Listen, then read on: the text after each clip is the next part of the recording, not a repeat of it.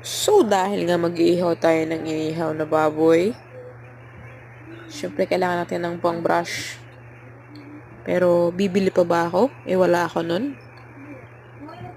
Diba? Gawa na lang ng paraan.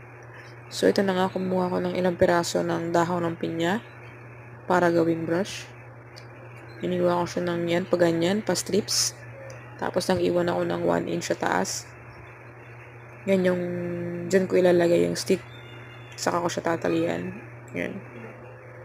After ko hiwain, lalagay ko na siya sa stick. Ayan, parang itsura na siyang brush. After ko malagay lahat, saka ko siya tatalian ng sobrang higpit. Bakit hindi ko ginamitan ng goma? Kasi kapag nainitan yung goma, pipitik siya. So, wala na akong pang brush.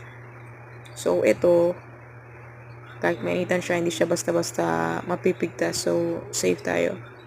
Kailangan lang talaga ng higpitan para magamit siya ng tama. After that, talian na natin para makapag-ihaw na tayo.